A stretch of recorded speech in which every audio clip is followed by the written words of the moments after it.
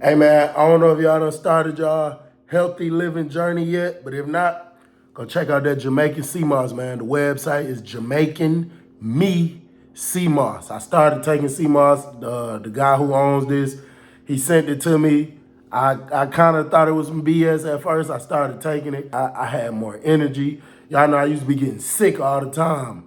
I started taking it. I wasn't even getting sick no more. That's probably why I got a damn cold now, because I ain't took none in a few days. I used to always have to use an inhaler, like a breathing inhaler. Once I started taking the sea moss, bro, I didn't even need it no more. Like, I didn't even feel it. Like, my lungs didn't feel cloudy. So, y'all check out that Jamaican Me Sea Moss. What up, though, y'all? It's your boy, Bill.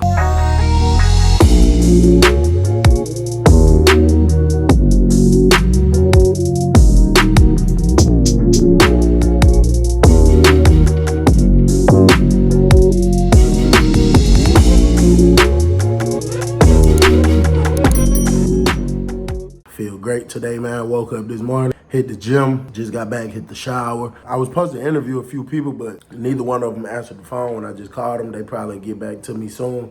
So I'm gonna just tell y'all about something I was already thinking about. The other day, I took my nephew to the fair, and bro, we had a ball. We had a great time. The videos that got music playing in the background, I'm gonna silence them. But the other ones, I'll let you hear. I was more damn scared on them rides than the damn kids was. Man, I got on that damn thing with my nephew, and it goes so high up in the air. I real life was scared of hell. I was just telling him, but I think we need to get off this motherfucker. And I told him, I'm like, Steph Curry, don't play with me. Steph! Okay. I'm like Draymond Green, don't play with me. Man, y'all know them little damn balls be tricked up, man. They be having extra air in there to make it bounce out. Let's see. Yeah, I don't know. They cheated me out on purpose so I wouldn't make it. It is what it is, though. Y'all know how we do. I gotta bust these little beer bottles. I think I got one of them. All the stuff I did, my nephew was doing too. I just only had him film me doing it.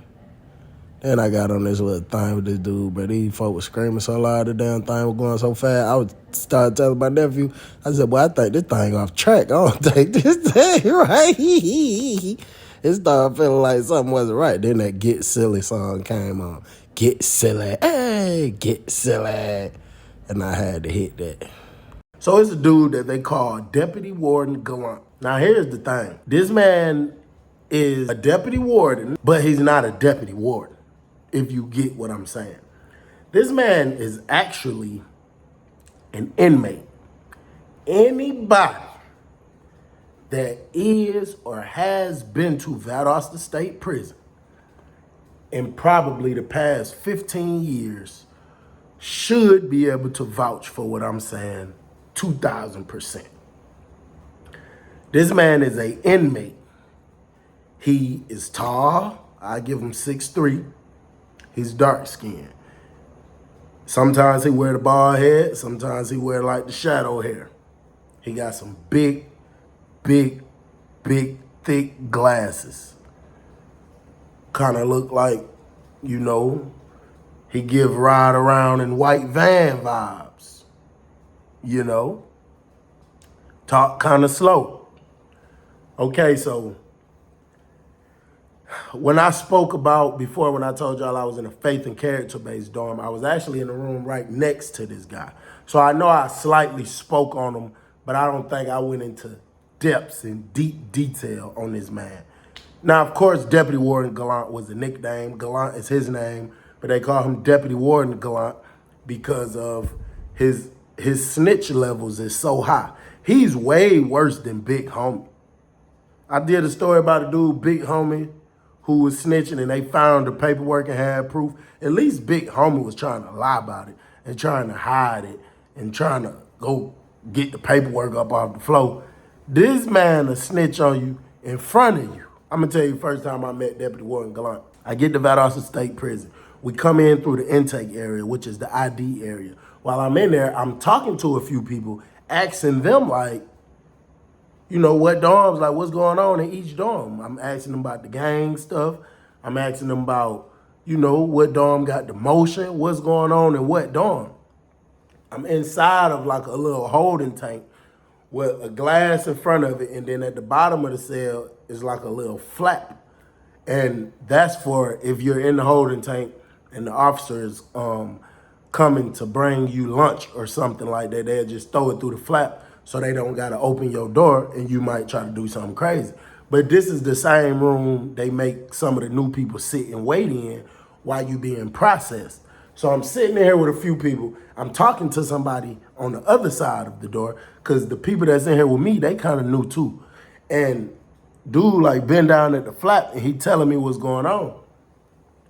Man, next thing you know, I see the dude who talking to me, he look up, he jump up, and now he just staring straight up. So in my mind, I know for a fact, the police, probably one of the super police officers just bent the corner and seen him or something. I heard the man down here that I couldn't see say something. I didn't really make out what he said. Dude that was standing in front of me said, "Oh, no, man, hell no, I ain't nothing." So I hear footsteps and I hear like wheels, something rolling. Somebody walks down here and stops right in front of the glass. It's an older guy, Deputy Warden Galont, and he got a cart in his hand. It's a long silver cart that he was rolling up this way. The man looked in here. I'm talking about them big old glasses. He should have been able to see us from around the damn corner with them big ass glasses. He looked through here with the glasses. He looked back over at the dude and he said, "Now this intake. This intake right here. These people is brand new. They all here for disciplinary. They all disciplinary transfers. So don't let these people get you caught up." And the dude was trying to say, so he was like that. And Deputy Warden Galont went to over talking to him. He said, don't let these people get your ass caught up and you lose your job here now. All these people was at another prison, a good prison, and they did something and they messed up. Don't let these people mess up your job now. And then he looked over at us. He said, "Hey, this Valdosta State Prison. Ain't none of that going on here. Ain't none of that. These folks got cameras up everything." So I'm sitting here looking like, what? Now, it's not really registering in my mind that the other dude ain't responding crazy, but it got me like, what? You know what I'm saying? So I'm like, bro, what, man? Get your old ass on, bro. So when I say that, the dude that's standing behind him, I can kind of see, you know what I'm saying, his face so the dude get loud and so, "Oh, get my old ass on." Okay, you don't know who you fucking with. No, you don't know. So I hear the lady that probably months later down the line became my detail officer. But I hear the lady say, "Galont, who you talking to? Galont, what the hell going on?" So he goes rolling the cart back this way, walking towards the lady. And I hear him say, "Oh, one of them damn new intake, one of them boys that's down here for disciplinary transfer gonna tell me getting my old ass on. Nah, he don't know who he fucking with." And the lady busts out laughing. She walks down here and looks through the thing, talking about, "Who that is in here with Galont? Oh, y'all don't know Galont. Y'all don't know Galont." It was so funny to her. So instantly in my head, I go to thinking, damn, Galont, this man got to have all the pull. He got to be the man. He probably big OG, triple OG gangbanger. He probably get people whacked. I'm like, oh, shit, I probably shouldn't have said nothing to Galont.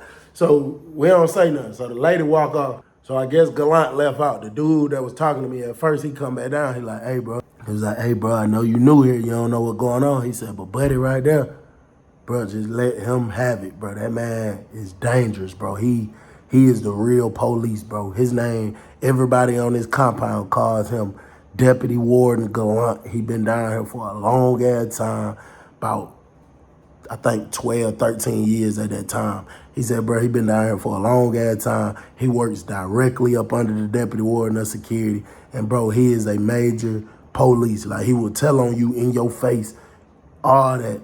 So I'm like, all right. But I'm sitting back thinking, like, I gotta believe some of it because I just seen so much. But at the same time, this Valdosta State Prison, folks. This is a level 5 high security prison. This is an 80% lifers camp. Most people, majority of the population at this prison will not go home one day. The sad reality, most of them will die in prison. So I'm trying to figure out how in the hell are we at a majority lifers camp and there's a guy just snitching on people all willy-nilly, doing all kind of police dealings freely. What? All the candy bar bustings that go on at this camp, all the people that get rushed up through here for getting hit with the candy bars, all the people get flatlined, get flew out on helicopters. You mean to tell me another inmate is doing this? So it's something in the back of my mind like, nah, it's more to the story than that. What dude just told me, that ain't just all the way true. It got to be more to it than that. I get processed. They take us to the dorm we're going to. And I really messed up because they offered me a good-ass dorm, bro. Kind of like the faith-based dorm. And I didn't go because somebody else told me that's a dorm with all the punks at. Now, this is my thing.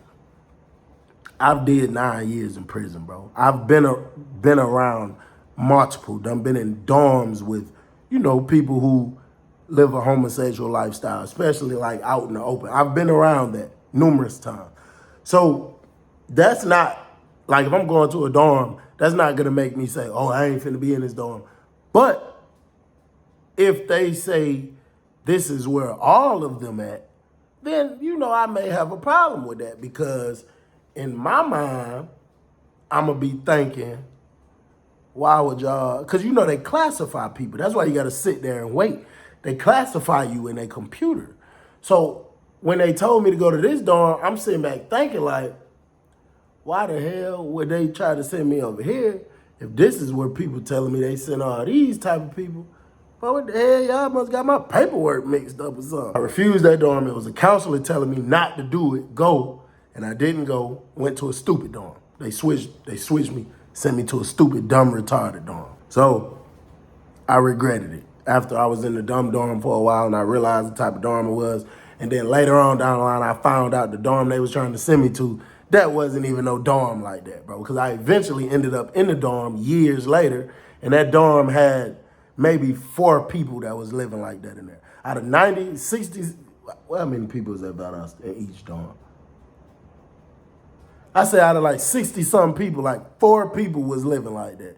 So that wasn't even what they was trying to make it seem like. So I should have went from the damn beginning. But anyway, I get in the dorm. You got people who watch the windows. Like you got certain people who stay at the windows, usually during the daytime, but sometimes they'll do it at nighttime because you got some supervisors who think they slick and they'll try to pull a fast one, try to pull a rundown move.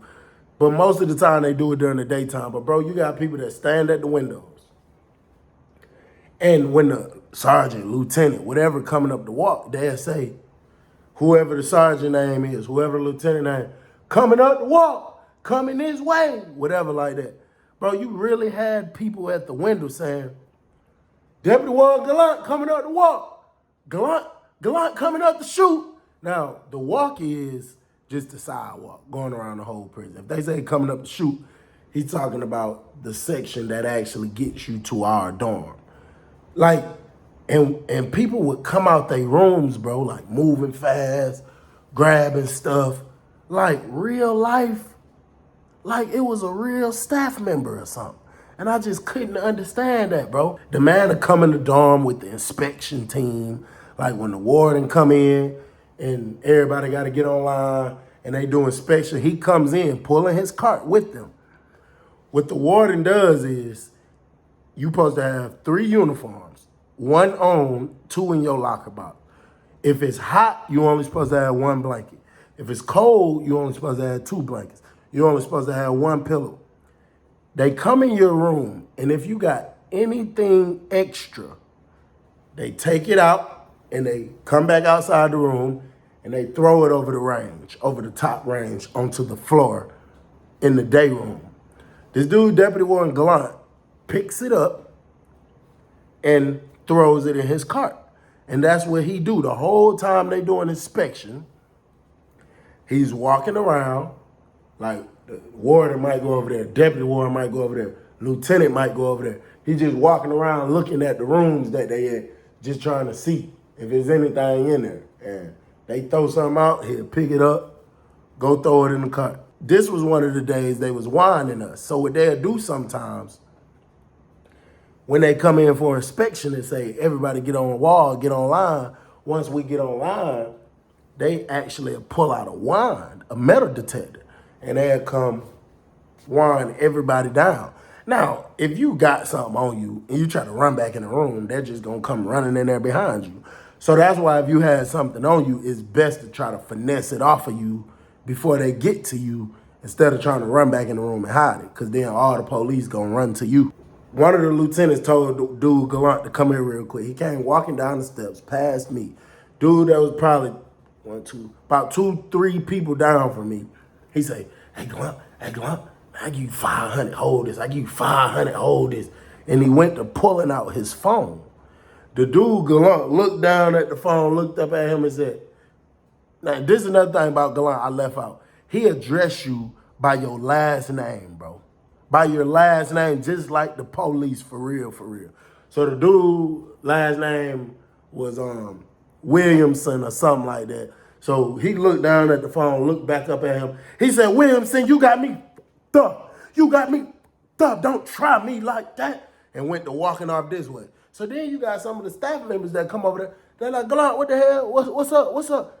The man turned straight around. I promise you. In your face. Turned straight around and said, Williamson just gonna try to, Williamson right there in cell 16 gonna ask me, hold a damn cell phone for him and he'll pay me $500. He got me up. Police rushed down there. Done snatched Williamson up. You know, he tried to run back in the room. Damn, got me talking like the damn police, talking about some done snatched Williamson up. Oh, hell nah. Done snatched dude up. He tried to run back in the room. They done grabbed him, slammed him out, pulled the phone clean out his pocket, put him in handcuffs, took him to the hole. Some of the other people went back to doing room searches, and one of them went in his room and packed up all his property. The thing, like I said before, bro, that was so amazing to me, and still to this day, I don't know. I mean, like I say, bro, it got to be something deeper than I know, but nobody did nothing to this man. Nobody. This is a prison where people get busted with the candy bar daily. People lose their life daily. The police get fought and bust with the candy bar often. How is it that this inmate goes around openly snitching on people and nobody ever did nothing to him? As long as I was there, nobody did nothing to him, bro. Nobody. I remember when I finally got moved into the dorm he was in is when I got a real good detail. That's when they made me the administration orderly. And they put me in the room right next door to him. It was a single man cell. There's only 2 dorms. There's only 2 rooms inside the whole dorm that's single man cells. Like the first 2 rooms is only 1 bed in there. I had the first one, he had the one right next to me. I remember when I moved in there, bro, probably about 8 o'clock that night, he's still out. Bro, this man stays out all night. That's what made me think, but he really got some motion. He just put it together so well. But what are you doing out 3, 4 o'clock in the morning, bro? You got to have a mule. You got to have something going on. But he'll leave in the morning, 6, 7 o'clock in the morning, and won't come back to 2, 3, 4 o'clock in the morning. So one day I'm in there, they hear the door pop.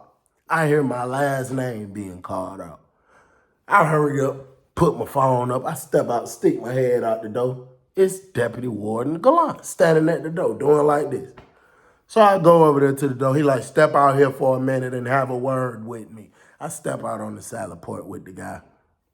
He say, hey, now listen here now. This a real good dorm now. This is a good dorm and you don't want to mess up. You done got yourself a good job. Now, I know that you be doing stuff now. You be having them telephones and you be having stuff for sale. I'm like, I don't be having a damn thing for sale. I ain't got no damn phone, nothing. He was like, come on now. I know what you be doing now, but this all I'm telling you, man. This a good dorm and you ain't got that much longer left. Don't mess up your job. messing around with these fools. Let these fools be fools. You do the right thing and don't have this dorm hot trying to sell stuff. And this ain't the dorm for that. So I'm like, all right, bro. So, bruh, I'm getting pissed off, bro. I'm starting to get fed up because it's like now, bro, I don't like that, bro. I don't like that. You know what I'm saying? I don't like that. So I'm trying to observe him and watch him. Now, when I go to work, to my detail, he don't go through the same doors I go through because he works for the security and I work for the administration.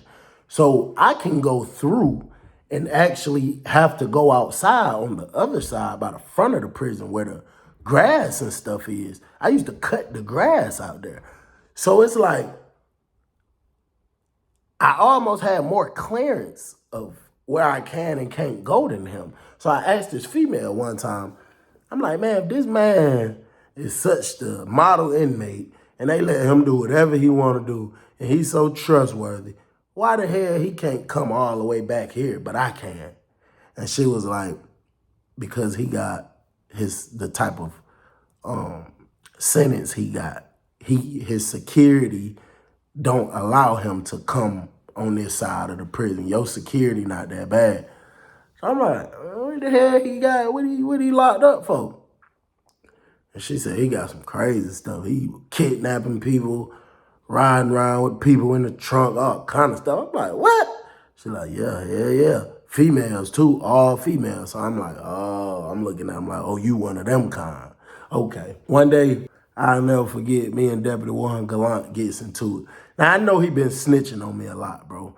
As time went by, all the shakedowns I had in that dorm, like, just all kind of stuff. I remember I'm in there smoking a Chris Brown CD one time, and he comes in the dorm and go to his room real quick. He knocks on my door. I open the door, you know, Chris Brown smoke come all out the room. I'm like, what's up, bro? He talking about, oh, I didn't know if you had went to detail or not, and I seen your door was open. I was just trying to make sure wasn't nobody else in your room fooling around.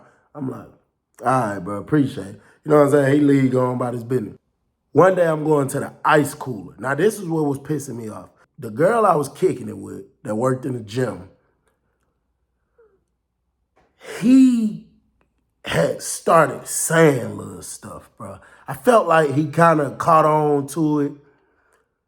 And I know for a fact he was mumbling little things to the administration. And that's when I had to, you know what I'm saying, kind of move a little different. But I'm coming up here by the ice cooler one day. I'm pulling the cart in. He's coming up here by the ice cooler, pulling his cart in. We damn near bumped carts. So I just looked over at him. He looked back up at me. I said, I ain't finna pay this man no attention. I get up here. I fill the ice up. As I'm trying to come down, to come through, he's already down here at the bottom. Common sense is, scoot your little stupid cart over, let me come down, then you go up. While I'm trying to come down, he's trying to go up. And the carts, like, hit each other.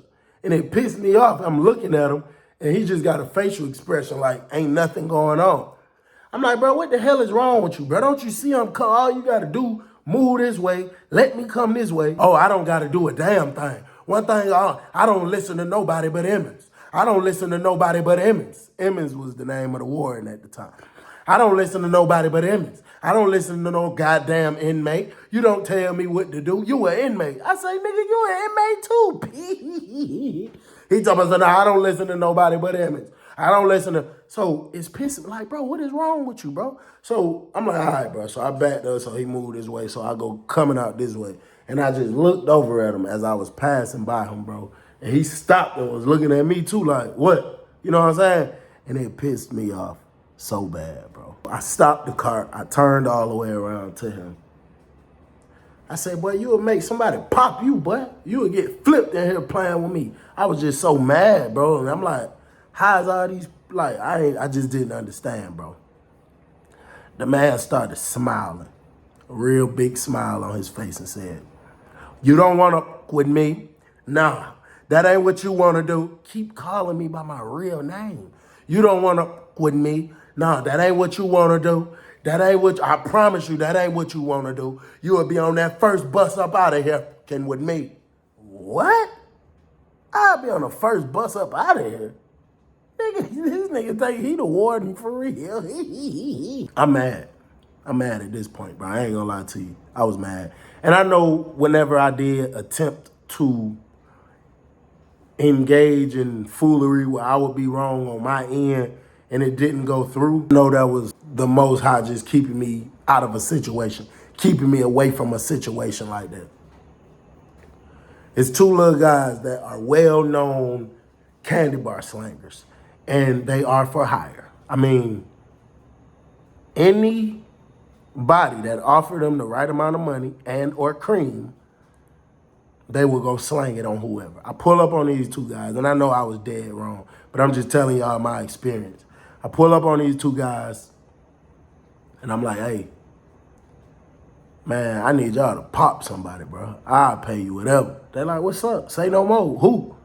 I say, man, Galont, he doing too much, bro. Both of them dudes said, oh, no. We ain't f***ing with Buddy. We ain't f***ing with Galont. I'm like, why? He an inmate, just like us. Nah, man, that man got too much pull, bro. Them folks, I don't know what he got going on with the warden, but he got something going on. That man, hell no, we ain't f***ing with Galont. No, sir, we ain't f***ing with Galont. And they was dead serious, bro. They was dead serious. And afterwards, when I sat back and thought about it, I was like, it wasn't meant for me to get caught up in that type of stuff. I was so pissed off, I was willing to do it, but it wasn't meant for me to get caught up in, you know what I'm saying, putting hits on people and stuff like that. After I had that argument with dude, and I told him that you would get flipped, and you know, if you don't know, that's a term where basically somebody's saying you'll get bust real bad with the candy bar, or you would get beat real bad. If you in prison in Georgia and somebody say, well, I'll flip you, or you would get flipped, that's what they saying. They just saying you would get hurt real bad. After I told this man that, because you know it was time as time went by, but after I told him that, bro, I promise you, it seemed like everything started going downhill for me. This is when I started getting caught up, started going to the hole, lost my mule, everything. Bro, I promise you, one day, probably about a week after that, it's a sergeant. I never had issues with this lady before. We actually used to be cool. I used to laugh and talk and joke with the lady. Bro, out the blue one day, I'm coming up through, now, she like this with him. They always laughing and joking. They ain't never stopped being cool. I'm coming through the little thing sweeping. I was just sweeping outside the front door by the administration office, the door that slides this way. I'm coming through, I'm sweeping this way. The lady is trying to come through the door that leads into this, and she needs me to leave out. I didn't notice what was going on at first. Bro, the lady just got mad and out the blue. You faggot? I say, what? The lady just called me a faggot, folks. I ain't never disrespected this lady, said nothing crazy to this lady, did nothing crazy to this lady. So I'm coming out through the thing, and I said something I probably shouldn't have said, but it pissed me off so bad. I'm like, what? So I was coming out through the thing. I told her, your mama a faggot. And, bruh, she came, like, ran up, like, came through the door. Once I got on the other side, bruh, she ran up on me, talking about what? Another lady that was cool with her, they both ran up, got in my face. I'm like, man, y'all better get your big ass off. I just feel like that kind of stemmed from getting into it with Buddy. I could be wrong. That could have just been, she was mad, but that lady had never said nothing like that to me before, bro. And I just feel like, I don't know, bro, like the guy that I worked directly under, the Deputy Warden of Administration, I used to go through there and be like, good morning, sir. Oh, hey, good morning, man. How was your weekend? How was you? I'll go through there, hey, good morning, sir. He'll just nod at me. I'm like, what? So that man had a lot of power, bro. I don't know if he just won Snitch of the Year award. I don't know what he had going on, but that is one guy that is a real, if you know anybody at Valdosta State Prison, ask them. I promise you they'll verify. I don't know overall, bro. The prison, that's just not it, bro. That's just not it. That's not the place to be. And